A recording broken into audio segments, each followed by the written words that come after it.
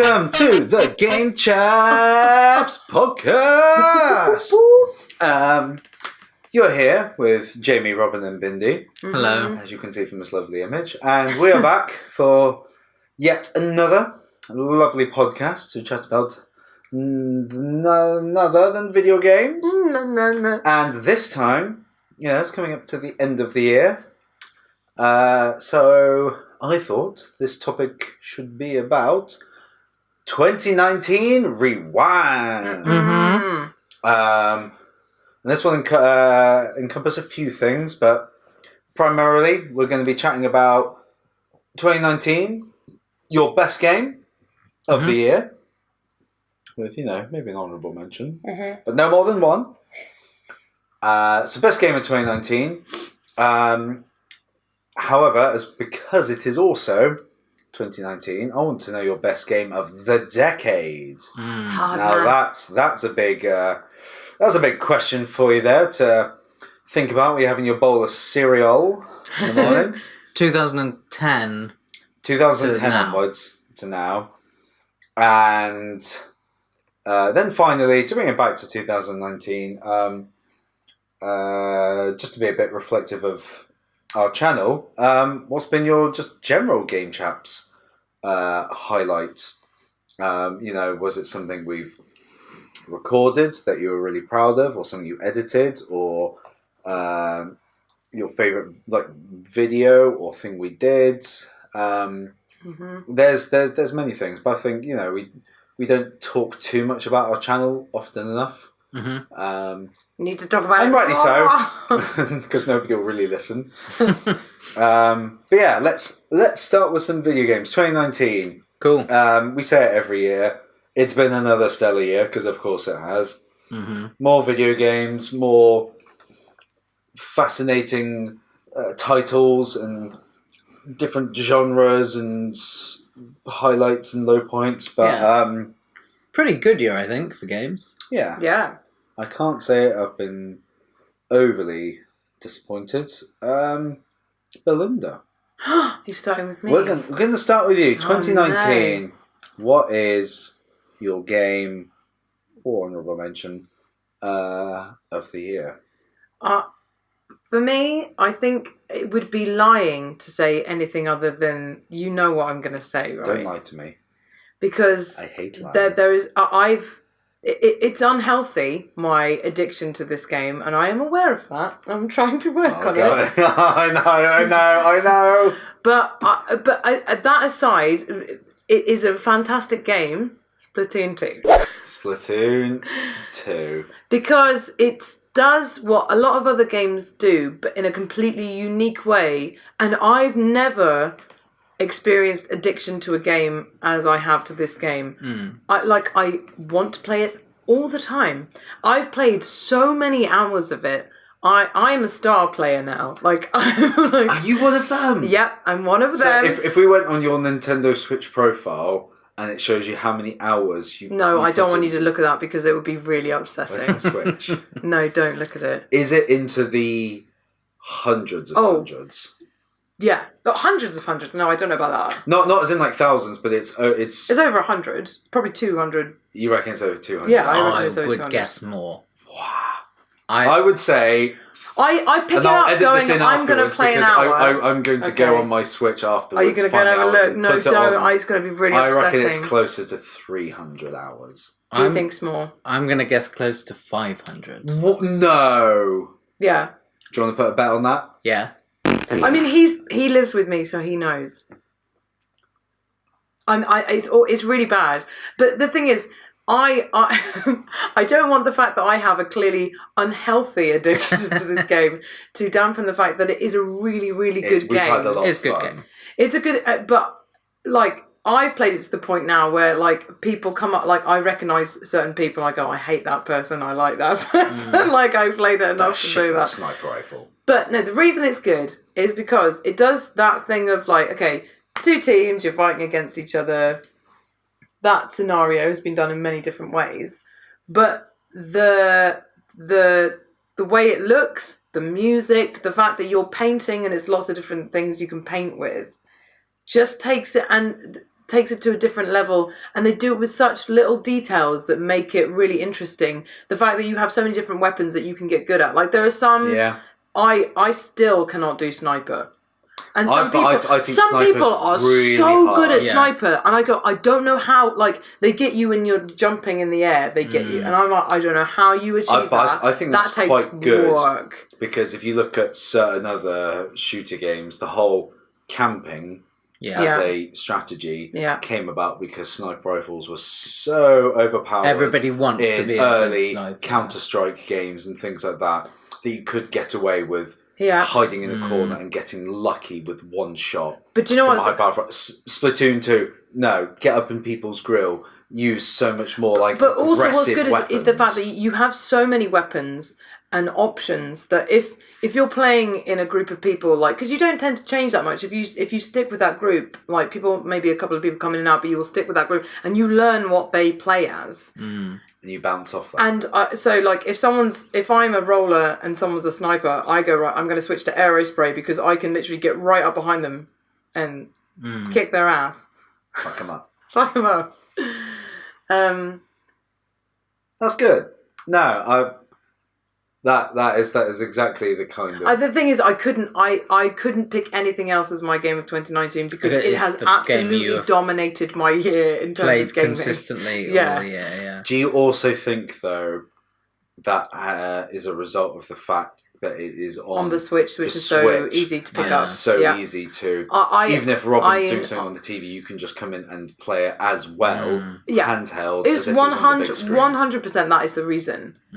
And 'Cause that's interesting because I would say, like, many more of my games, not just 2019, but ones that are highly addictive and like you play more of are because you have the accessibility yeah, to you play just pick kind it up of straight away. anywhere. But that's the problem, like, because it is so easy to just go. I was talking about this earlier actually with Vivo.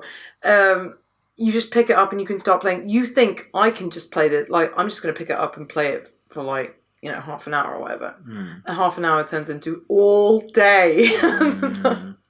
Because it's just like, Wow. it's like, just do another one, just do another one. That's the problem with Splatoon 2 though, because it's just like 3 minutes every game. Yeah. So it feels like It's an it's just adrenaline that fix. every single one feels like just a little bit, and then you just have lots of little bits. Mama needs some new pair of shoes. Yeah. Oh my god.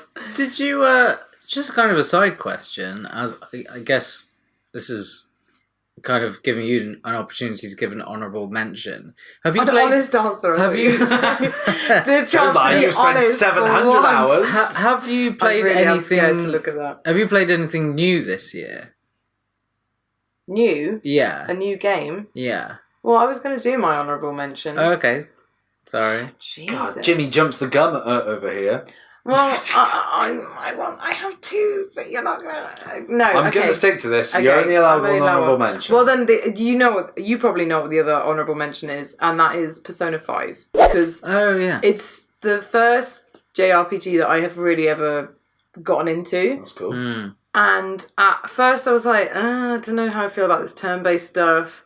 But actually, I've really gotten into it. And I really like... to be honest, I like anything Japanese, I'm going to like it. Just I like the fact that it's very over the top and just a bit silly. It doesn't take itself that seriously. And the turn-based stuff, I've actually really gotten into, and I've kind of slowly learned my way around it. And once you get good at it, it's really satisfying. Because, I mean, it is a punishing game because it's a lot of it is luck.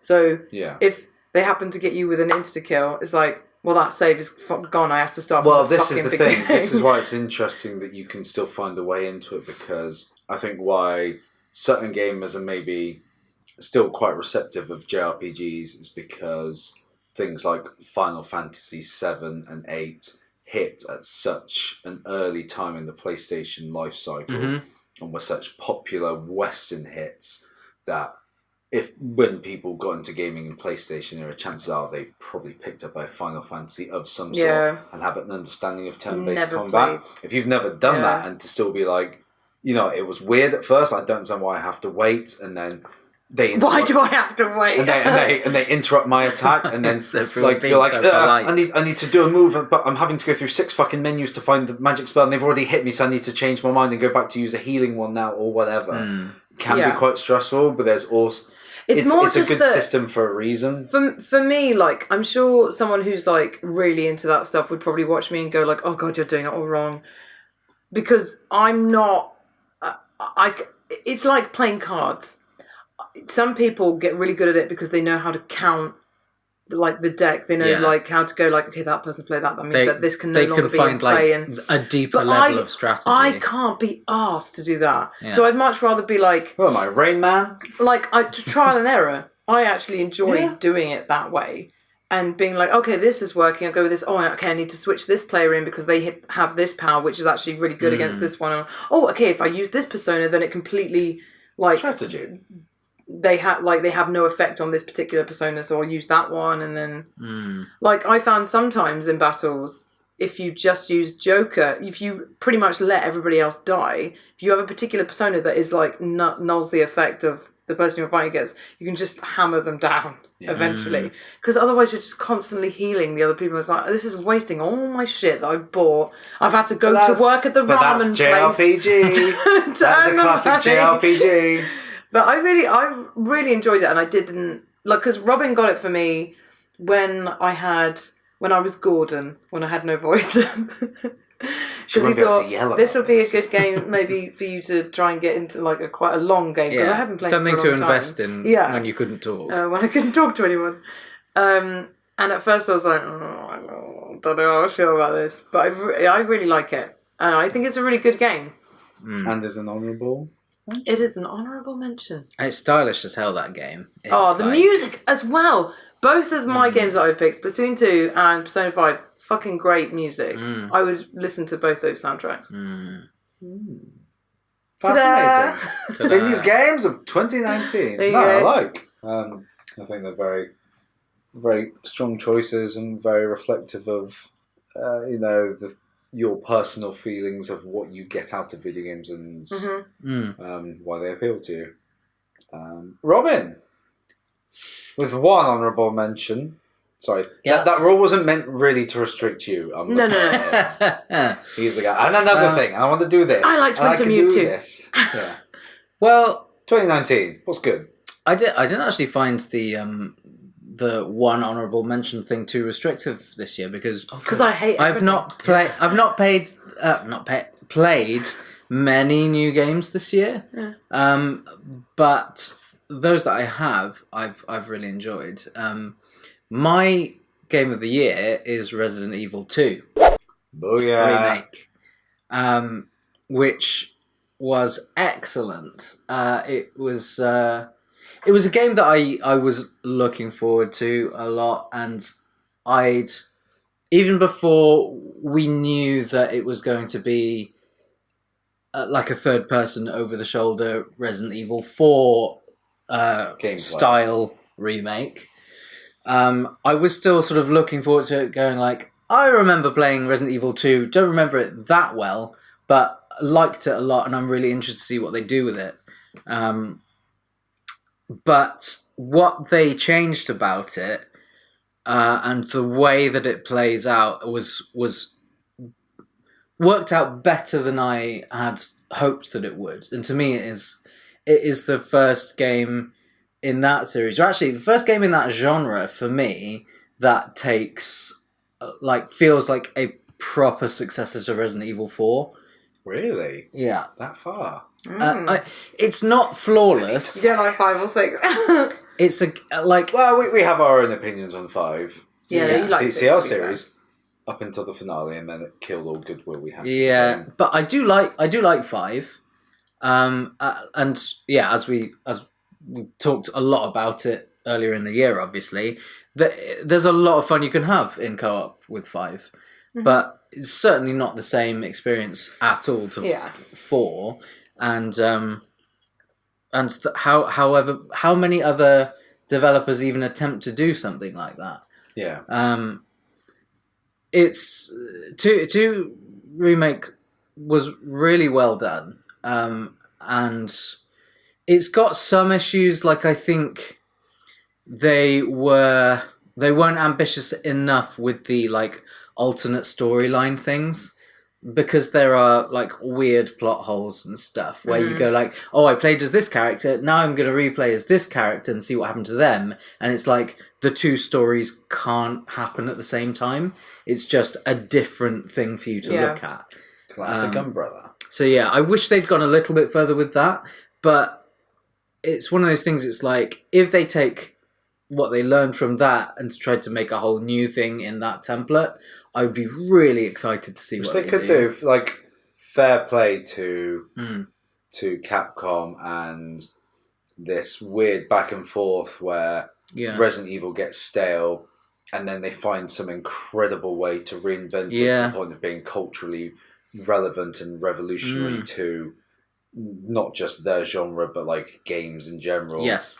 And then they blow it all by just doing the same thing and then do some really naff spin-offs. And then they suddenly go, oh shit, people weren't enjoying 5 or 6. Yeah. All these other things. Resident Evil 7, everyone goes, oh my god, it's first-person horror again. How have they done that?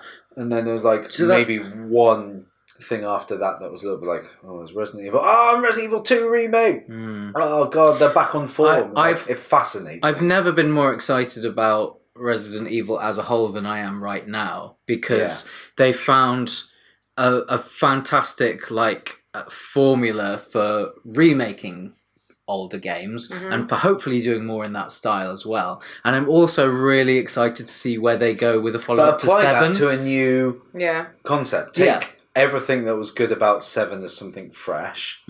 Take everything you've learned from remaking 2, and they'll remake 3. I believe it's been recently leaked and then confirmed. But still hold on to the fact that everyone still absolutely bums Resident Evil 4 for good reason, and just combine it to create Resident Evil Ultimate. Yeah, 2 was really 7 was a really nice breath of fresh air for the series. It was really interesting and different, and I'd love to play another game like that as well. But 2 was fantastic. I remember you playing. I don't think I was around a lot when you were playing through the remake of 2. Yeah. But you got through it really quickly. Yeah. It was just like, damn. And I replayed it a lot and as well. That's a good sign. Like when a video game, you have it when you binge watch a Netflix series or you pick up a book that you can't put down. Films are a bit different because films are still designed to be watched in one go. Yeah.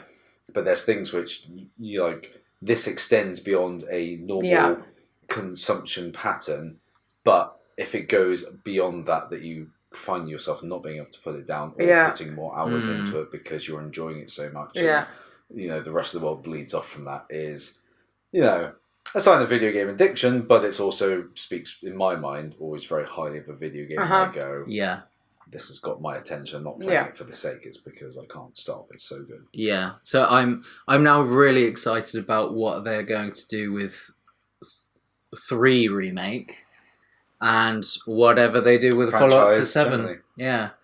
So great. Very good time I had with that. I just realised earlier I was like, oh yeah, 5 and 6. No, we like 6. No, I was thinking of 7. 5 and 6 kind of blend together for me. Yeah. I can see why. 6 is the one with lots of different pairings, isn't it? Yeah. It's a mess. 6 was worse. It's a bit messy. I don't know. Did anybody request us to do that? I can't remember. I hope not. We got through 5 through a lot of red wine. We discussed it yeah. A lot.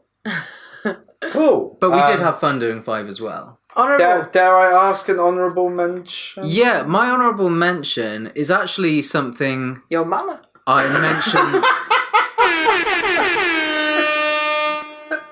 I was not expecting that.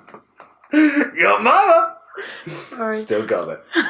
You still got it, Baker. Look at these, look so annoyed. Sorry, honourable mention. It's actually something I mentioned at our wrap-up to last year, because it's something I just started playing after Christmas last year. But I continued playing it and went into the beginning of this year and went back to it once or twice as well, which was Jurassic Park Evolution. I really liked that game. It's one of the most like satisfying management sim type things I've ever played, and it had like a really great sense of progression and teaching you its tools and how they work and why you would want to use them and things. Yeah. It laid all that stuff out in a really comprehensive way. And dinosaurs. And dinosaurs are good. Dinosaurs are fucking cool. And it's also one of those things as well where it feels like you really have like a lot of nice control over how you shape your parks. Well, like the fact that like the terrain and everything like that is I can see that being really addictive. It was very cool, and also just like there was a nice like breadth of different kinds of enclosures and dinosaurs and things you could.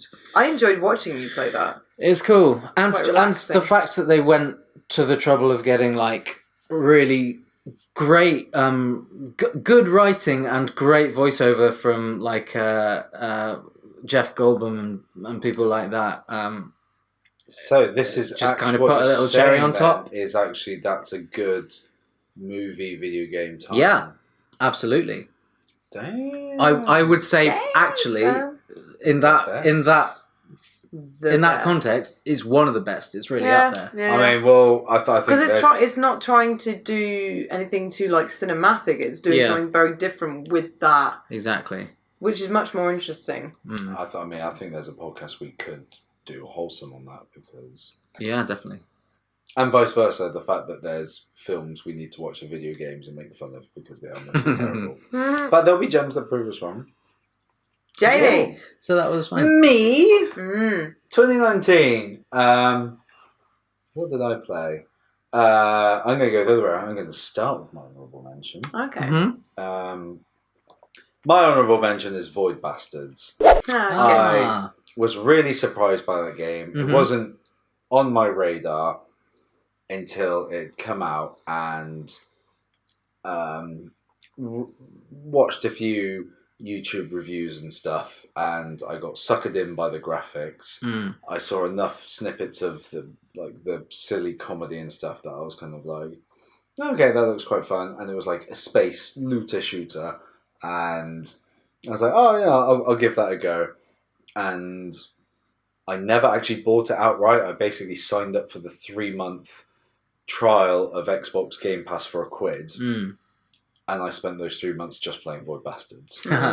And it very quickly became addictive and fun. And I could pick up and play it for half an hour because that's how it worked. You basically went around the map and you would board a ship, and clearing a ship could take anywhere between a few minutes to 10 minutes or whatever. So you could break it down, but then equally you could find yourself having played for 4 hours and being like, I've just been raiding. I've just been going from ship to ship and collecting all the stuff and upgrading my guns and then tracking down better materials and stuff like. Because there's no actual kind of stop point in those. No, and the main quest is to gather specific items to then go back to the mothership to fix something, and then that always ends up breaking, so then they just send you straight back out again. It's just I got so focused in just terms of building my character and becoming this badass raider that I kind of thought there's almost no point continuing with the main quest because I feel like it's just going to keep getting me to do the same thing, and then it'll just now the game's done. It's I like just getting in the way. Ending. And part of that was it played into the roguelike elements, and I've never been a roguelike fan. Yeah. No offense to roguelike games, but part of me does like a certain consistency when it comes to the world you explore and stuff, rather than feeling like there's luck involved in terms of, okay, well, this next dungeon is going to be completely different than that or whatever. But it really worked for Void Bastards and still felt quite fresh as well. Even though certain elements would get repeated, there was enough variation of levels, designs, items, weapons, enemies that all mixed into one. No two things felt the same. So yeah, honourable mention because I played a hell of a lot of it. I didn't expect to, and it almost got me to commit to Xbox Game Pass full time. But yeah, that's saying something. Despite the fact that actually our champion Xbox Game Pass is having a very good selection at the minute. It's got a pretty fantastic library. Which, I was very close to signing on for. It's quite a big old chunk of money when you're past the £1 for 3 months thing, isn't it? Well, it was more so I didn't want to pay for that on top of gold. But anyway, still haven't bought the game outright because it's actually what I consider expensive relative. Right. But considering the value I got out of it, I should do. And then I can keep playing it and be happy. But that was the game that inspired you to start doing the 30-second review things, right? Yeah. Because you just wanted to say something about it. And even then, but not much. That does it justice. Yeah. Relative to the longevity I've had out of it. Mm-hmm. Nice. So honourable mention for that, but the big dog, which you might soon be experiencing, is Sekiro for me. Nice. There's not been too many big AAA or kind of engaging games that I have played. I've played much more. I've done more things on the Switch with smaller indie stuff or things I can digest a bit easier. But Sekiro is the one I really chucked myself into, and that was obviously very much on my radar because huge From Software fan, huge Soulsborne fan, wanting this new challenge. Picked it up and it kicked my ass. Mm-hmm. And it was fascinating to basically kind of get told, you think you know how these games work, but you really don't. And, there's an enjoyment that comes from picking up Bloodborne or Dark Souls 3 and stuff and being able to find your feet quite quickly. And then after that, it's just a case of adapting your strategy or your build. This was really, you got to go back to basics. Yeah. And I remember this because, there's far less emphasis on leveling up. Okay, it makes maybe a bit more of a difference later in the game when the game does open up a bit more. But at the beginning, it's very linear. There's kind of a point where you might have two paths at one point. But I hit a mini-boss, I stress, not a boss, a mini-boss in both of those that I just was not getting my head around. And the game gives you enough hints and enough things to be this is kind of how you have to deal with it. And it just wasn't working. I remember being okay, I've tried this guy 7 times, can't do him, I'm going to go and do this other guy. Nope, can't do this guy, I've done it for another 7 times, I'm going to go back to this. And I remember going into work one day and chatting to the other guy I was playing, being is it supposed to be this hard at this? And looking back now, once you get it, it's not, but it's about relearning a language. Right, yeah. It's, when we were chatting earlier, it's very much parrying is key. And I've never played Dark Souls as a parrier. No. I've dodged, I've cheesed, I've tanked. That's a very specific sort of way to play everything other than parry, critical, backstab, whatever. You have to get that for this game. There is no two ways about it. Yeah. And this could not be more evident in my experience of any Souls game. A boss you fight kind of for the second time at a midpoint in the game, and there's a certain thing that kind of opens up after that, but you reach this point where literally you have to fight this guy because it completely changes the game world and stuff after that, and could not get it. Properly doing it 40 to 50 times and being this might break me.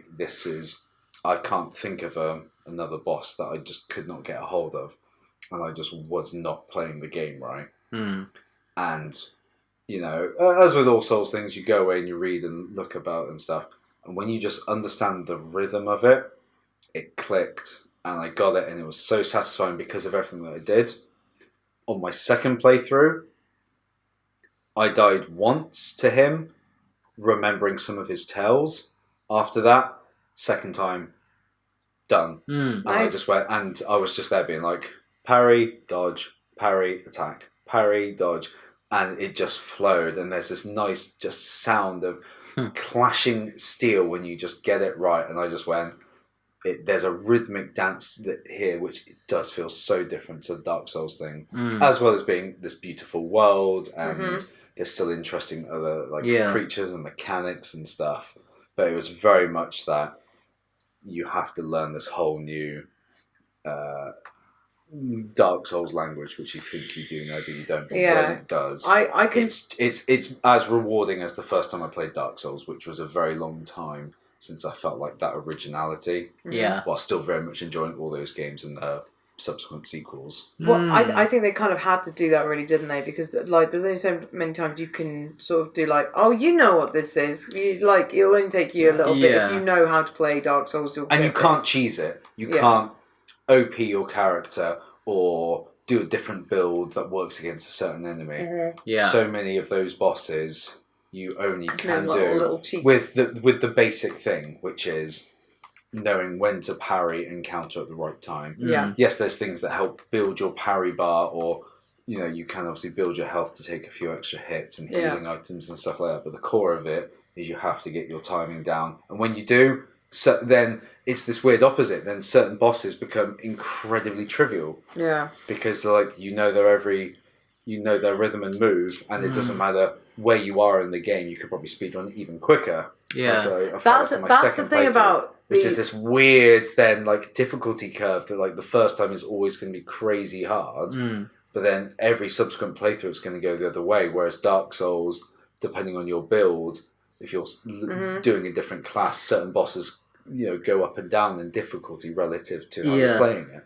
I'd draw a comparison there actually to Resident Evil 2, going back to that, because that's part of the appeal of that game for me, is that it's built very much for you to want to replay it, having learned where things are and what the strategies are for stuff, because it gives you a great sense of satisfaction being better at it. Yeah.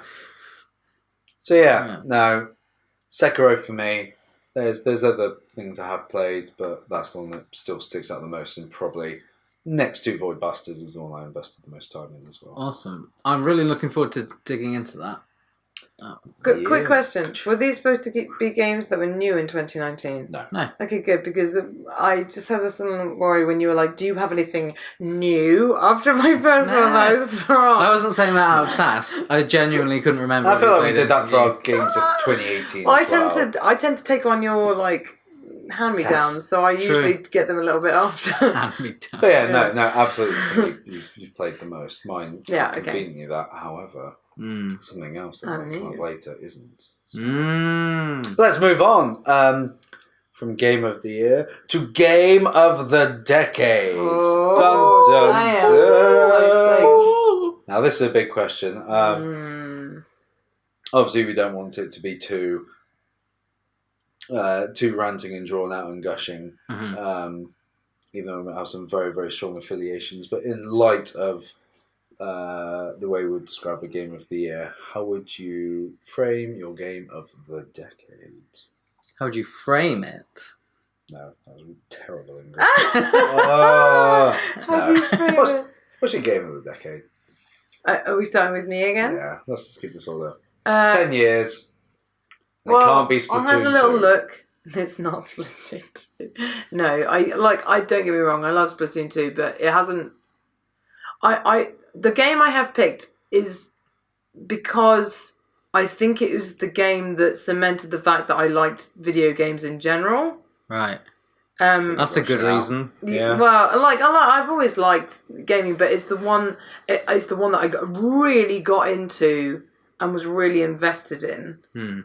Which is Mass Effect 2. I think if I couldn't pick anything else, there were a lot of games that I've really enjoyed, but I really invested in my Shepherd, and I cried when it finished, and it feels like when I think, it sounds really naff, but when I think about that first playthrough, because when I think about, I've played Shepherd several, a few times, male, female, but my first female Shepherd I think of as being the true Shepherd. That's who that character is. Nobody else is. Mine is the real one. Everyone else's is a stupid not version of Even Shepherd. when you've done your own alternative playthrough, you've still been no, the original she was badass, and I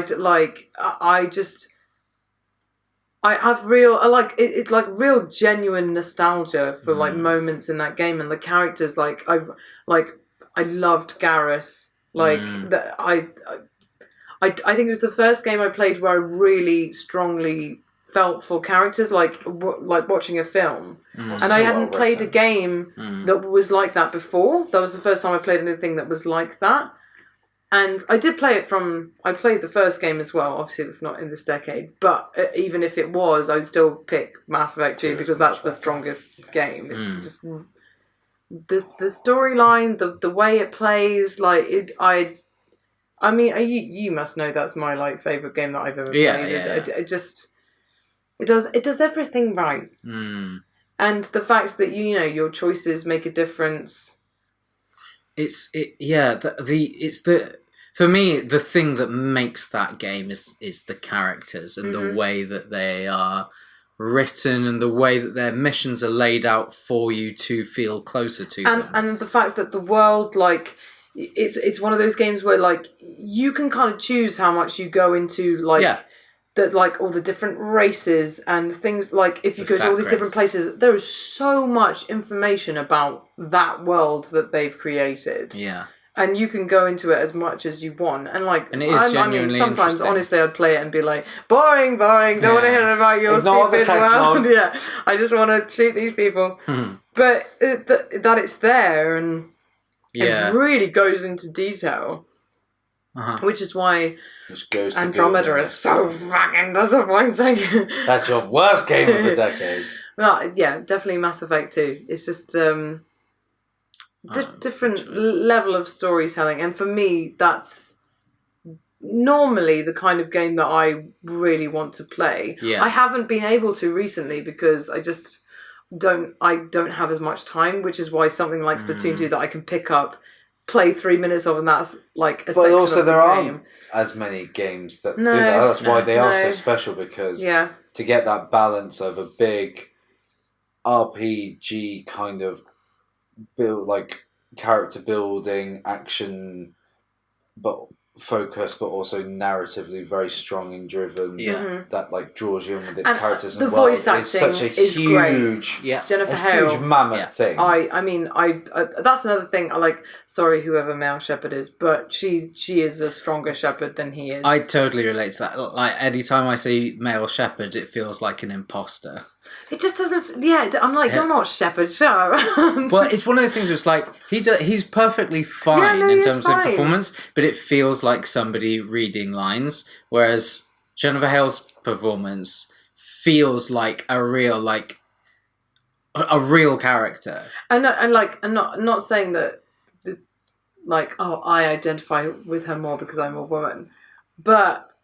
It is quite rare, or at least when I first played it, more rare to have like a really badass female character who's like taking no shit. Whether you play it as a renegade or not, she's still like she's well written. I am in charge. Yeah. She's really well written to make you feel like she is, but without being respected. Without feeling like it's forced. Yeah, it just definitely. I love Shepard, and it's weird to have that because obviously out of all the characters in Mass Effect 2, Shepard is the one that you are kind of shaping, so it should feel like, well, that character is me, but it doesn't. And I think that's a really clever line to tread, because in Andromeda it doesn't feel like she is a character. Well, I played it again as a girl, you can play it as whatever, but it's very much like I'm making these choices and it's kind of a non-character who just says what I want her to say. And I never felt that with Shepard. I always felt like I'm filtering some of my morals through you, but you are still your own character.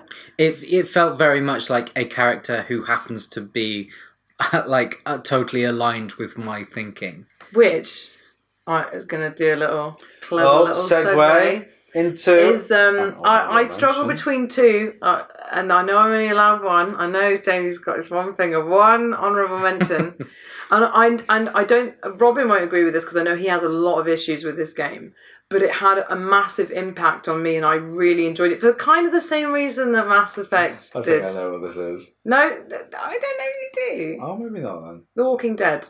Oh, well, no. And it's the same thing because when I can't even remember. It's been so long since I played it. What is his name? Who? The guy you're playing as. Oh, Lee. Yeah. Lee. Because again, it's the same thing of like you're making these choices, but he's still this separate character that you really, really care about. And I mean, spoilers.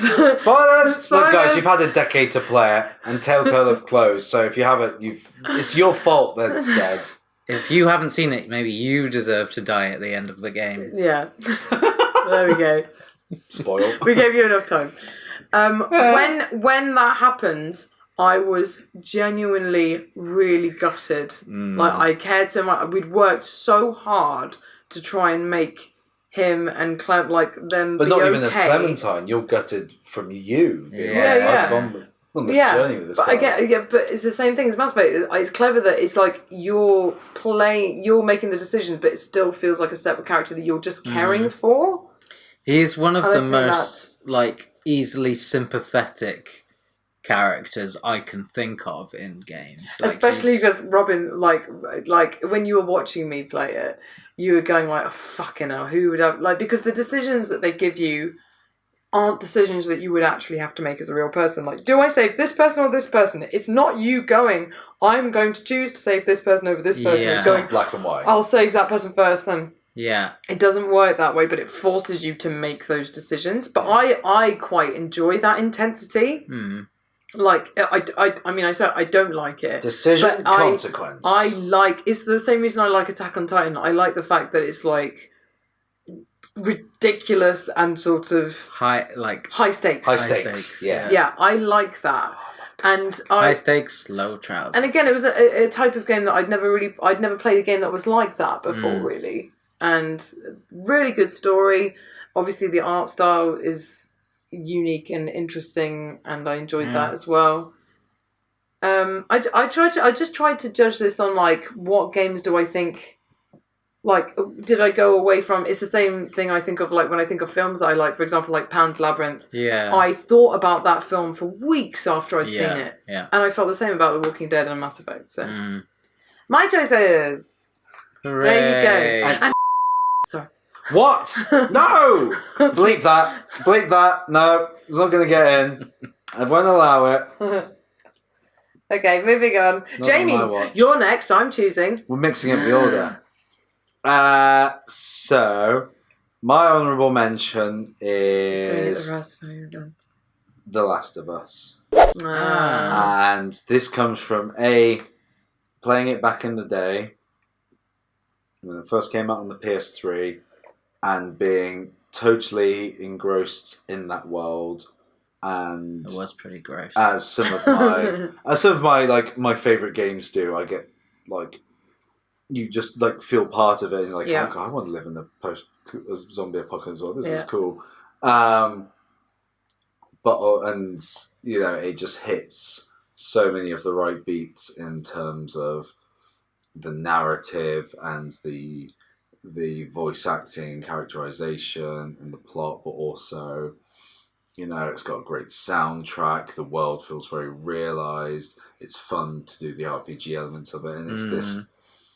I maybe didn't realize it at the time, just other than the fact about how much I enjoyed it. But for me, it's just this complete package of what a good video game is. Yeah.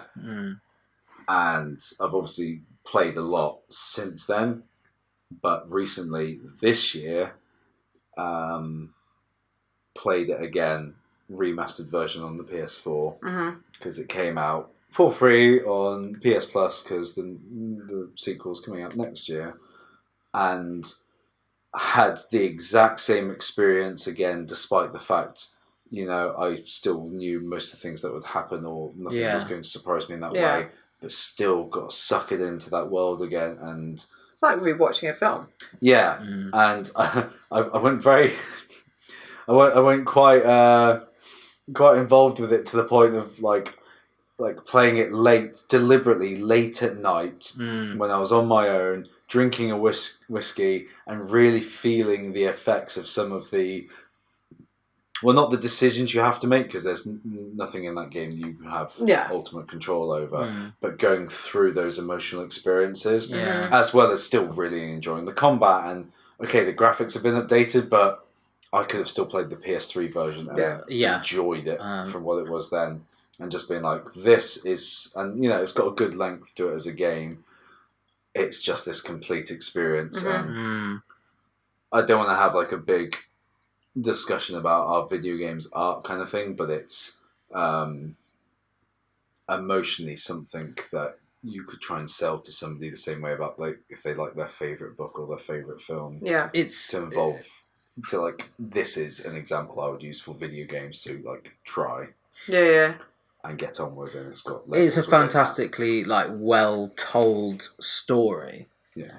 See, because I obviously have never actually played it myself, so I couldn't consider it for but I loved watching Robin play it. And I think it's an amazing game. I've never played it though, so I can't really judge it from that point of view. But in terms of the story and the tone it sets, I think it's one of the best things I've seen in the last decade. Yeah. There are elements of the gameplay which are, still a little bit rough, and that's what I'm more fascinated with for the sequel, because I know they'll still hopefully narratively hit it on the head and know the job they've got to live up to. But what tweaks are they going to make to some of the gameplay and things like that? Sorry, can I just quickly ask? When I said about my game, my honourable mention, did you think I was going to say Skyrim? Yes. Only because you said Robin hates it. I know, that's what, sorry. Yes. I did like Skyrim, but no. Sorry. But I don't have any problems near that, that with the Walking Dead. Okay. So yeah, honourable mention. Okay, so on to the big one. The big one. And I'm not actually going to say too much about it because it speaks for itself, and we can't stop talking about it for the channel. I know it is. There has, in the past 10 years, there is no other game or franchise which I have played as much, played the sequels as much, involved myself in that world, repeatedly gone back to them, get as excited as I do for something new from it coming out from... Well, I got into Dark Souls around the time that Dark Souls 2 was just coming out, so I had a bit of a double whammy to begin with. But then the build-up for Bloodborne, Dark Souls 3, Sekiro, seeing how it's influenced an entire Souls-like genre of its own, enjoying playing bits of those games and seeing how it's influenced them all, how people interpret those mechanics they love. But at the core of it, it's become the Desert Island game. You could give me Dark Souls and I would just go and just play it over and over again. It's like my favourite movies. It doesn't matter if it's 5 minutes in or an hour and a half in. If the movie's playing and I catch a glimpse of it, I just go, God damn it, and I sit down and I watch it. Yeah. And then go, right, I need to now watch the whole thing again or whatever. Dark Souls is that I just can't get over everything about that game. I mean, I have... Marry me. I specifically just avoided it because I like... Because we talk about it so much. Because we talk about it all the time. But it's so defining. But it is... And it came out in 2011. It just did a completely different... It's one of those games that completely has altered the direction that I think all games are going in, because most games that are coming out now, their combat is going more in that direction because they've realised, literally, people Jedi don't want it to Fallen be Order. piss easy. They want it to be... You want to find, there needs to be levels of okay, I need to work out how to do this to be good at it. Yeah. You don't want to just be I can mash this button and just get through it, because that's not fun. I mean, don't get me wrong, the example I was using in Sekiro earlier might still be my greatest Souls moment, or Souls Sekiro born moment of perseverance, trial and tribulation, and overall rewards upon completion. But it's everything else that went into Dark Souls in terms of the discovery of the world. I can't think of many other games since then that I've had that same sense of wonder and that if you could go back and completely wipe your memory to experience something again for the first time I ever played Dark Souls is something that has never been replicated in any game since. Yeah. And that's partly pardon the pun, soul destroying, because I'm kind of always waiting for something else to do that. And I know it kind of hasn't. There's those kinds of experiences. But also, I treasure that so much. It means, I'm just going to have to go back and keep replaying it because I'm desperately. But at least it is one of those games. Part of the appeal of that is that you can keep going back to it, and it's like obviously my choice was Mass Effect 2, but I'm never going to be able to play it again in the same way that I played it the first time. No. Whereas with Dark Souls, I feel like you can get something new from it each time because it's not so... When I got it on the Switch, I did a magic build for the first time. Yeah, exactly. And then it's a completely different game. There were NPC storylines with Big Hat Logan I'd not done properly before.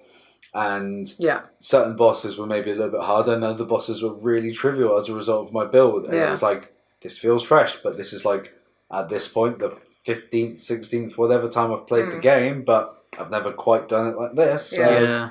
And that means you can do that to a degree with some of the choices you make at the beginning of Mass Effect 2, but not at all in the same way. It doesn't affect the game in that way. Robin, I want to know if your choices... Is it also Dark Souls? Yeah, it was Dark Souls as well. Yeah. Then weigh in, buddy. Come on. Hit us up. Dark Souls. Is that your main choice, not honourable mention? No, it couldn't be anything other than the typical Dark Souls, an honourable mention. And it's very get the hell off my set. My honourable mention. You're banned from podcasts forever. It's very easy to just sort of gush about it as this thing that is established as being really influential and really suddenly as something that started out as quite niche becoming a massive success. Mainstream now. But it's going back to what you were saying, Jamie. That I've had so few experiences with anything like my first time playing that game. That it you always remember the first time. That game sort of changed my approach to the way I play any other game. Exactly. And in fact, even outside of gaming, my approach towards things that I find difficult. There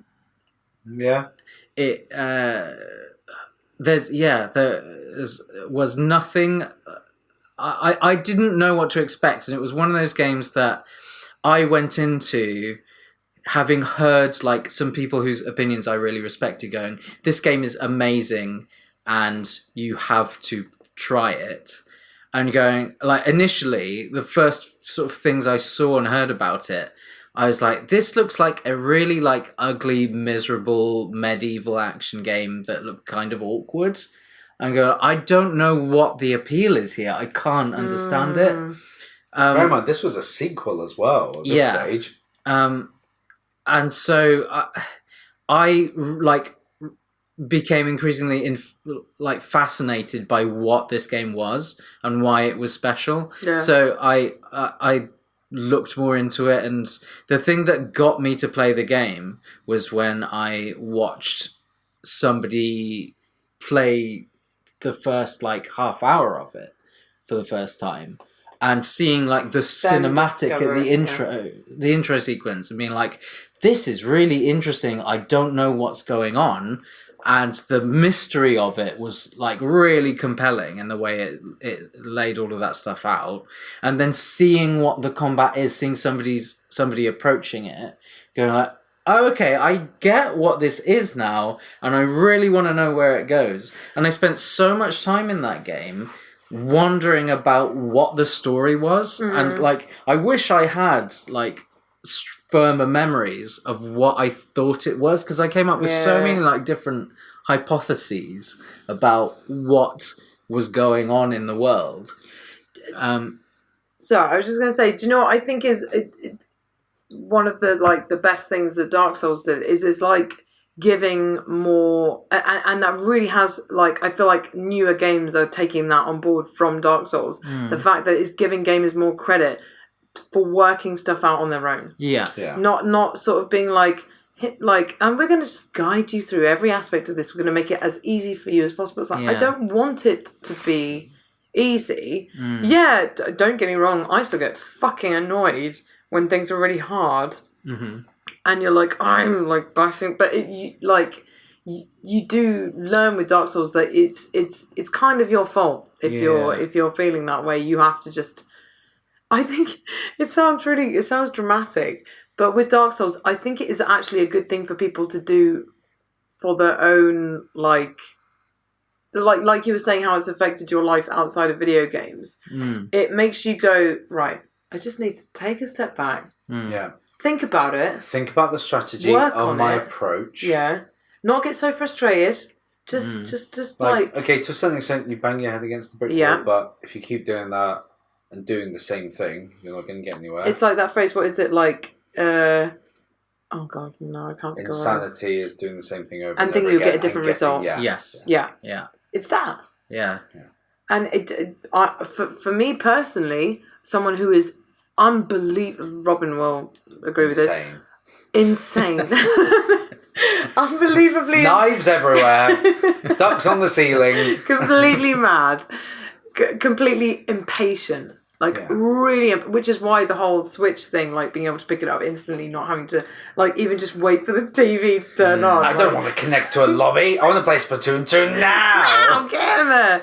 Yeah, watching you starting to get into that game was really interesting. Because, Dark Souls? Yeah, because you went through, like, anger. A real Lots journey. of anger. But, like, it's in the way that your, like, understanding of it changed and... You're like when you actually started enjoying it. It's learning the lesson that if you take your time and actually work it out and get good, that the rewards are bigger. Because if you're doing a game where you're just like, I can kind of just mash the buttons through this, then you don't get the same kind of high out of it because you're not really achieving anything. Yeah. You're not having to be skilled to play it. You're just getting through it. Yeah, there's never been anything else that I've felt as strongly a need to be evangelical about. And to invest so much in. Yeah, and it was the thing that I just went. Everyone I know who plays games, you have to at least like see what this game is about.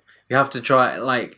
Well, this have to give it a crack. I will take this opportunity on behalf of the rest of the game chaps to apologise because there we go. Here we are at the game of the decade when we had a discussion and a games marathon many years ago for games of the generation on PlayStation 3, Xbox 360, and Nintendo Wii.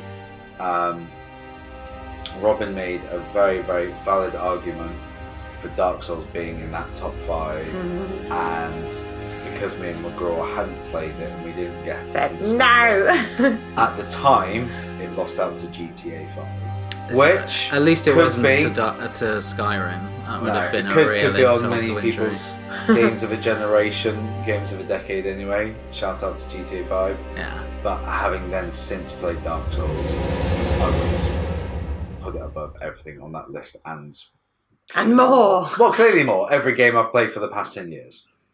Yeah, I mean, lifetime. That's a big discussion. It's very rare that a game comes along that it changes the whole sort of dynamic of gaming, and that is one that has definitely done that. Yeah, it's changed my life. No, but I think that's why it resonates. Anyway, right. Okay, moving on. A lot of Dark Souls discussion. Dan, what is your honourable mention? Honourable mention. I really struggle with the honourable mention. I think I can give you lots of suggestions. I said one. That's not the problem. I'm going to pretend I didn't hear what you said. That isn't the problem. Isn't that I don't have enough ideas. I think I have to go with Minecraft. Oh, of course. Yeah. Because it is a game that I consistently play forever, and it's not even like I don't treat it in the same way as I treat most other games, because for me it's like it's a fun building tool and I find it endlessly fascinating. But again, talking about games that sort of change the dynamic of gaming, it's doing something very different, like very unique. Yeah. So it's kind of occupying a different space. And a lot of games just go like, we're going to do this formula that we know works, people like. But we'll change it a little bit so we don't get called a clone. But we know we can print some money from it. Yeah. But Minecraft was like, this is just a totally different thing. Like, like... And the longevity of it is, like, speaks for itself. Yeah. Both in terms of... Lego! Well, just in terms of Microsoft buying into it and how they've taken it on from there. But the fact that socially, if you looked at YouTube Rewind 2019, according to their stats, Minecraft is still the most played and viewed game. And I'm sure the numbers in terms of behind the scenes on the servers, I guess because it's so still you could there's a lot of different ways you can use it. Yeah. It can be a purely kind of creative tool, or I mean, you can play it in the way that we played it. It can be solo, it can be multiplayer, you can do your own projects, you can It is be really realistic. I spent hours and hours mining, fantastical. But my version of mining is making a neat path through a cave. Yeah. And that's what I like out of the game, but that's completely different. I think that's like the best thing you can say about its appeal is that it is a toolbox for creating your own fun. Mm-hmm. Yeah. And whatever that fun may be to you personally. Exactly. Genuinely hours and hours of, in quotations, mining, but I'm not mining anything. I'm literally shaping the cave so that it's all symmetrical because I like that. Yeah. And it feels boring to say that as the choice because I don't think I have anything else to say about it. I just like that game a lot and I've played the hell out of it. But also, that's another one that, like, it is a... I feel incredibly... Like, the opposite of Splatoon 2, I feel incredibly relaxed when I play Minecraft. Yeah. And, like, with the kind of, like, spa-like music. And it's just... And it's a very different experience to a lot of other games. Yeah. So, nice to have something that's giving you something different. Yeah. Right. Rapid roundup. Yeah. Because we got to be quick now. Oh. And we've chatted a lot about video games, that's the point. But I just want very quickly from everybody a Game Chaps highlight of the year. Not of the decade, because we've not been going for 10 years. Not right. But 2019, give us Robin, we'll go back to you. What's your Game Chaps highlight? Honourable mention. I'll start with my honourable mention because it's something I'm personally proud of, which was the new artwork we did for the channel this year. I was happy with how it came out. New artwork. Your It's ours. No, it's very good. No, I think it's great. Look at those faces. It's Robin's Look at those faces. But it was something that felt like it needed to happen, and it was really satisfying to do it. Oh yeah, I love it. A slight refresh of the part of our reband and our continued. Yeah, I really enjoy doing thumbnail artwork with your art in. I love it makes taking it those sprites really, and really just fun. chucking, like comping them into God knows what scenario. But I love having them. It wouldn't be as much fun for me if I didn't have that to work with. Yeah, it's and that's part of why I'm proud of it is because it's fun to use, and also the fact that you have captured our personalities in those pictures. Yeah, which I mean, I feel like your version of me is always going to be slightly biased because to you I am unbelievable. The one.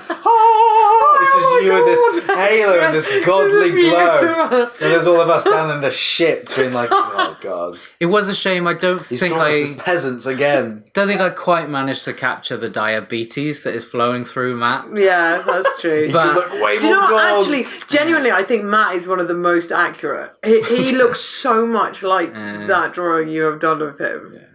But it's more.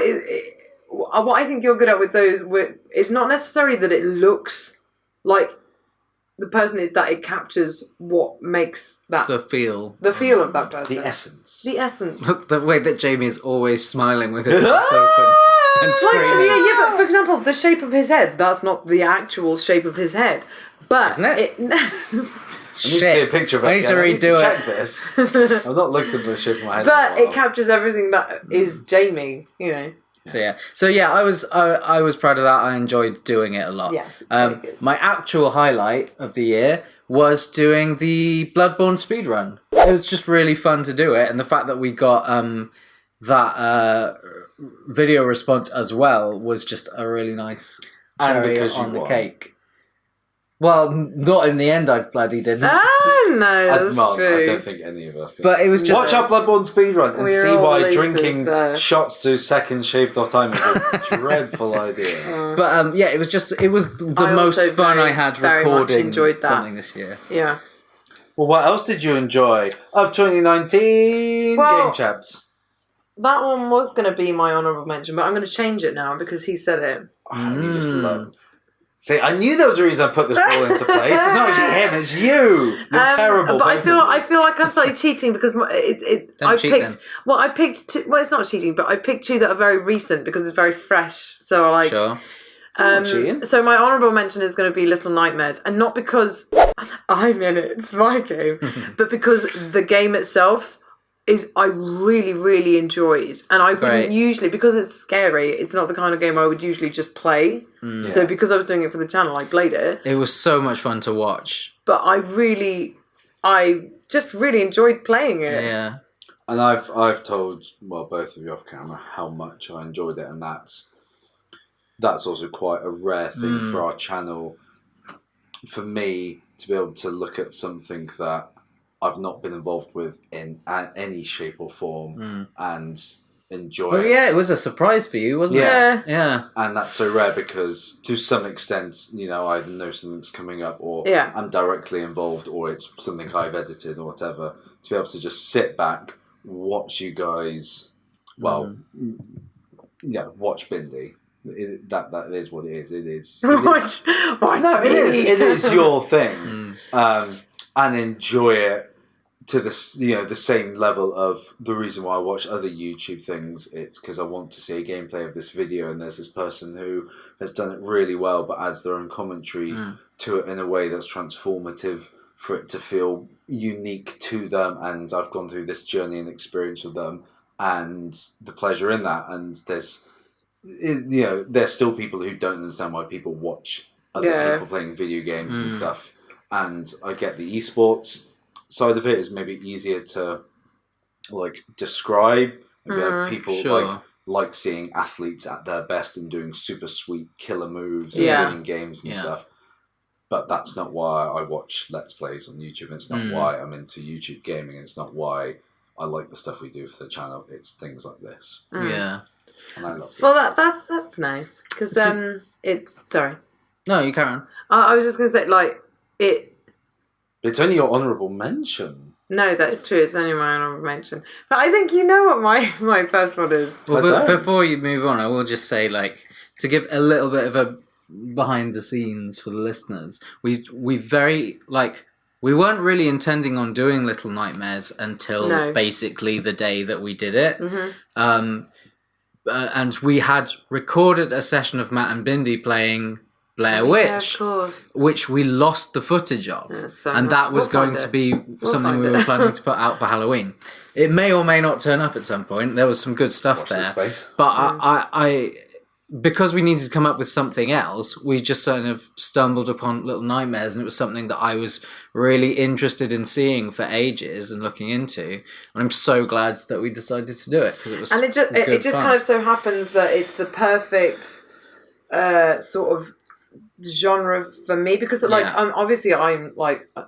am genuinely not even I don't want to be this person, but when we watch horror films together, I am that person who goes, don't go in there, what are you doing, don't do, oh god, look at them. I do that the whole way through the film. It must be so annoying, and it's not best boy. First grip. My ass, he's the killer. Don't trust him. What was it we were watching the other day? Winchester.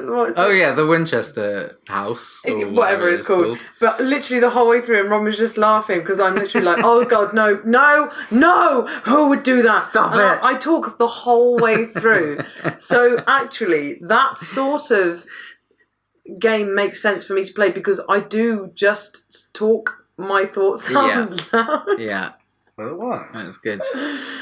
So, yeah. What was your other thing? My other one, and it's a very sort of self-indulgent one, really, because, I mean, it's not just me who played it, but I'm just really happy with the format and the whole. It's a Sea of Thieves. I'd like because especially when I did the little trailer, I was like, oh my god, everything is falling into place about this. The feel of it is exactly the tone I want, and because like when you're playing something, you're just playing it. You're not thinking about how it's going to translate. Because we did it on Twitch, so it's very much here's a live stream. We're not even going to think about whether we're going to edit it or... Everyone was working out how to play as we were doing it. Yeah. And it's very genuine. And then it's really nice to watch something back when you're editing it and find it really funny and have all these ideas for how you want to edit it. And that, it really pleases me because we weren't necessarily sure at the time, like, both, like, who was going to edit it, but, like, what it would turn into. And we loosely discussed, like, okay, actually maybe it does lend itself to more like, it's not like a simple gameplay of playing like through something A to B. It's going to be more episodic with like random moments of this thing, the time the sea turned red and we freaked out and there's a giant shark kind of thing, or the time we met another crew and then something happened and their ship sank kind of thing. But I can't get enough of it. I have a Netflix really approach to it, which is me. I want to binge it. Indy's not letting me binge it because she only releases a thing a week. But it's what I imagined it to be without not like editorial be really. But also from your perspective, it must be interesting because obviously I send you these things saying, "Can you record this?" And it's like a little hint as to what the episode's going to be about. So you don't know what it actually is. This thing's going to happen, and Jamie doesn't know. But what he doesn't know, he'll soon learn. Yeah. Script. Here we go. This is what Bindi told me to say. No, those. I don't think it's. Do you know what it is? It's just that a lot of the editing I've done with stuff like Sherlock and Harry Potter, like I really enjoyed doing ones that are just about making it neat. Because I'm kind of OCD and I kind of enjoy just making everything flow nicely and snipping it so that you don't really notice the edits. It's not about that. So it's nice. The best editing is supposed to be seamless. You're not supposed to notice someone spent 2 But it's a different thing crazy effects. doing something like Sea of Thieves where it's like trying to make it like, Captain's Log and it's got a slightly different feel. It's slightly more heightened. And I just really enjoyed doing that. Yeah, for this series. It was fun. It was a good direction to go in for that. And there's more to come. Many more. We have hours and hours and hours of footage, so I will find all of the good Captain's Logs. Sea of Thieves. Speaking of more to come,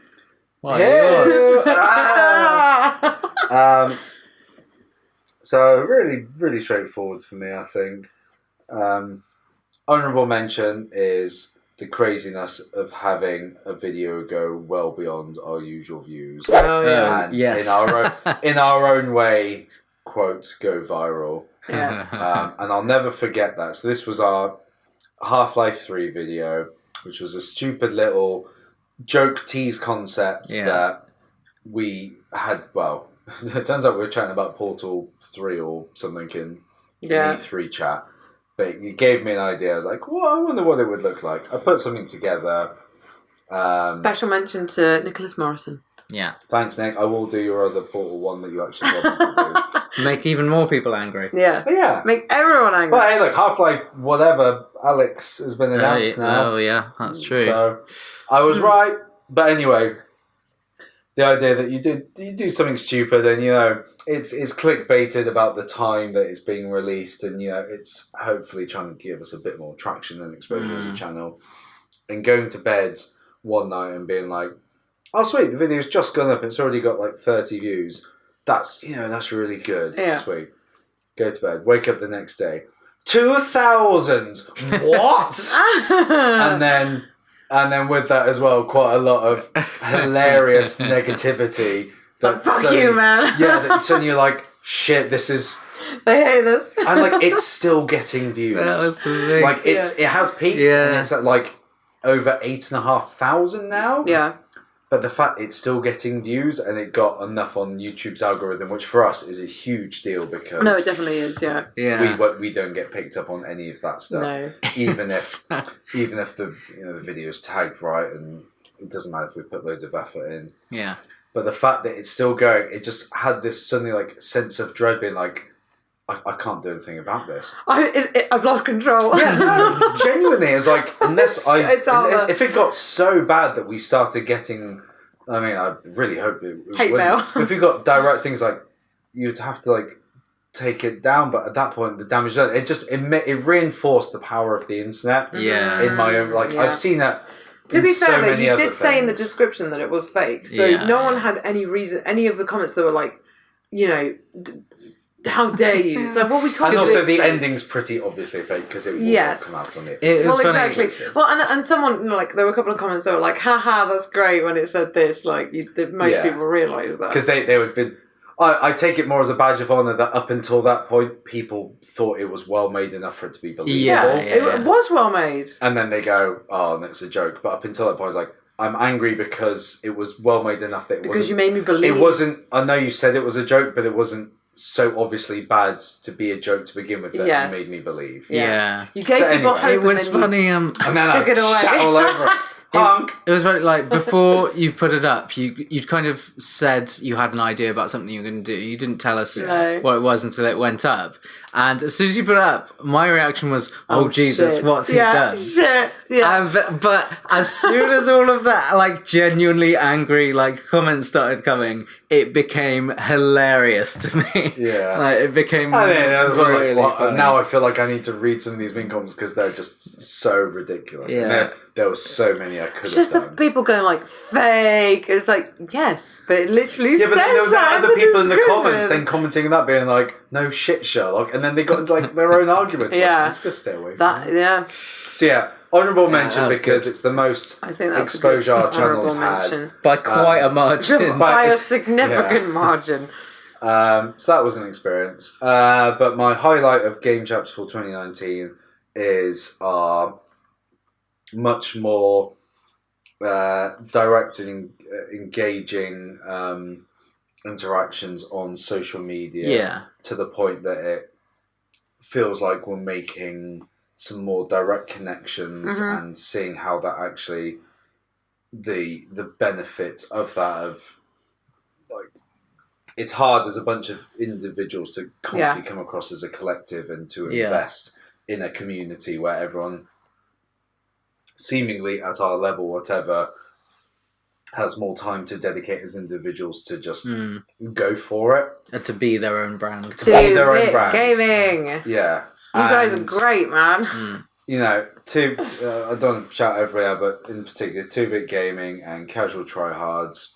Yeah. The small, and this is still right because we don't know these guys fully. No. And that will still be an issue of geography and, everyone's got their crazy own lives.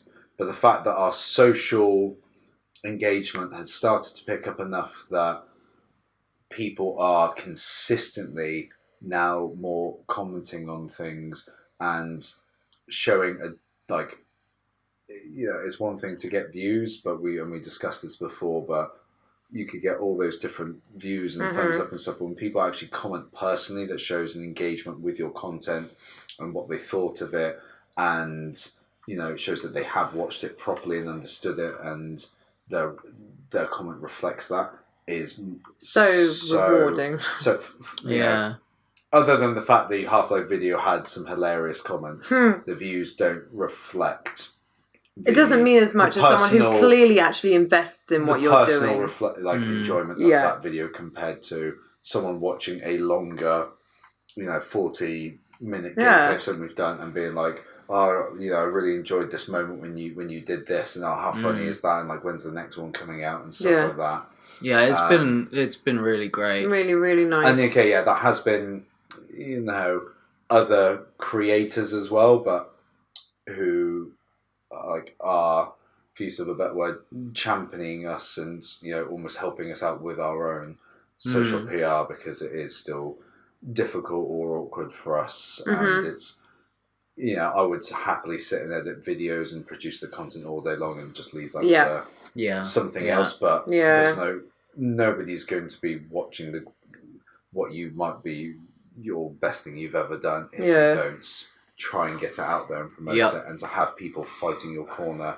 I've always found that aspect of it difficult. With them has, I think, for us this year of all of our years. Come to fruition much more, and it's been more satisfying. And definitely. It's still a developing thing, and something we can obviously do a lot more of. But it's for me, it has been the most rewarding thing for our channel this year. And is reflected in all areas of growth. It really has been massive. And our channel and the way our approach to it has changed this year. Has been massive. And that's a big part of it. So thank you. Yeah. Thanks, you guys. Everybody, guys. Well, thank you guys, first of all, you're for welcome. taking part in another podcast, but this year's 2019 Rewind. You made it this far. Well done. You chucked out some absolute crackers of games there and shared some very, very deep and personal opinions. You're thanking us? I'm thanking you guys. Oh, I thought you were thanking... first. I thought you were thanking the people who are listening. I'll get to those bums in a minute. Thank you. I didn't know you were thanking us. You're welcome. Thanking you. I really enjoy doing these podcasts, and I love the fact that other than Robin copied me on Dark Souls, we have very different opinions. I think you'll find you copied me. It's always a really fun discussion. But yes, thank you to absolutely anyone and everyone who has watched any of our videos or enjoys even a shred of content. It might not even be this podcast. It might be a random gameplay you saw a year ago. But anyone who's ever watched, commented, shared, subscribed, engaged, enjoyed, shared. I'll definitely repeat something. I think it's shared and shared again. Just share it. Kissed, lived a Thank true you. life. Thanks. We hope we do enough or something different that makes it worth coming back. Anything we do once that you've discovered us makes you happy. Yeah. Makes Well, let us know. Good. Yeah. What's your games of 2019? What is your game of the decade? Yeah. Check them in the comments. But and also, you're allowed more than one honourable mention because Jamie can't stop you. 7. I'm going to put more in. I'm going to comment. Also, let us know, if you have enjoyed our channel, what would you want to see from us in the future, 2020? Yeah. We've got a pretty clean slate. We've got some ideas, but we figure this out as we go along. But if you've got a favourite game you want us to play because you think it could be a good idea or funny, yes. And we're watching a video of Albert Wesker chuck eggs at somebody, that's hilarious. Segue. Oh my god! Speaking of chucking eggs at people, we have a fan question to answer. Jesus Christ, I almost forgot. Okay, we might need to split this podcast.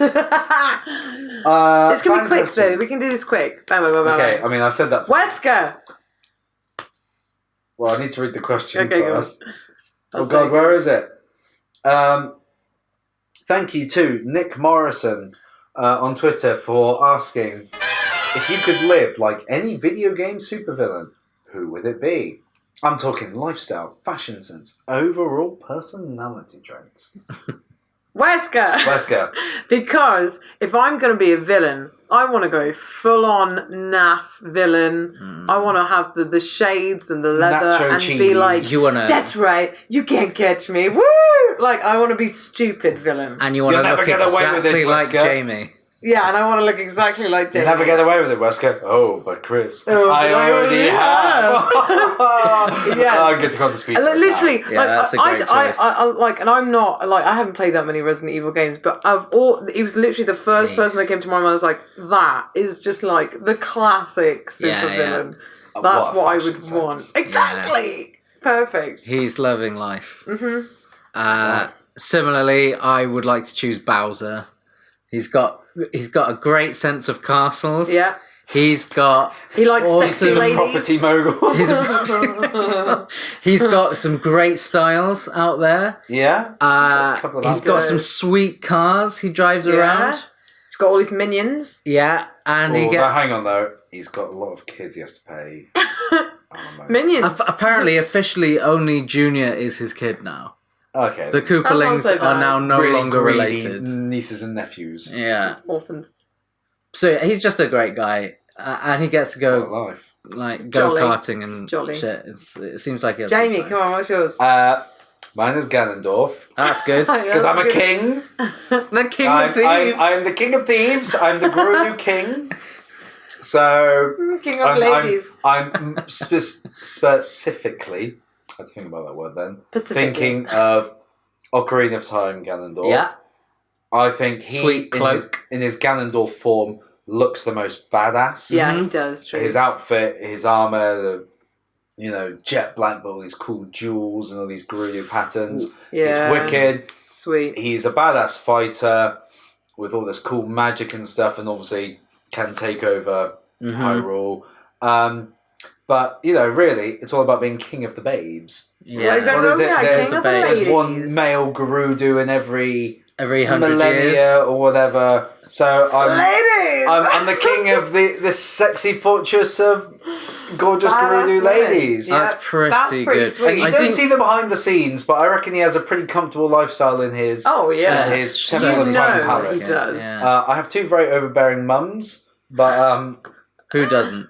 yeah. Who doesn't though? Yeah. But I think other than some meddling little elvish twat, I've got a pretty good life. yeah. It does seem pretty good. That's a Yeah. really good choice. Yeah. Yeah. I might have to No. push back against No. Oh. Ocarina of Time Yes. Ganon I thought you were saying I have to change my answer. being Who'd the you most pick? stylish. Wind Waker Ganondorf. I was going to think of is- Wind Waker Ganon. he's Yeah, but that's the the most rogue cool. look. I'm going for the power. Yeah, fair armor. enough. Fair enough. It's all about power and authority for me. What a cool guy. Yeah, well, thank you very much, Nick Morrison. A fantastic question. Sorry, Sexy King 69. Next time. Next time. But thank you, everybody. This has been the Game Game Chaps Chaps. podcast. Sweet dreams. 2019 Rewind. If you've enjoyed, please like, share, and subscribe Love us. to our channel and watch some more. Kiss me. We do other podcasts. We do gameplays. We do lots We of do random everything. stuff. We get drunk. This is what we do. If you want the latest scoop to be in the loop, follow us on Twitter. Follow us on Facebook. Instagram. Follow us on Facebook. Follow us on the street. No, don't do Oh, that. no, Please don't. They can't find us. They don't know. well, they know that now.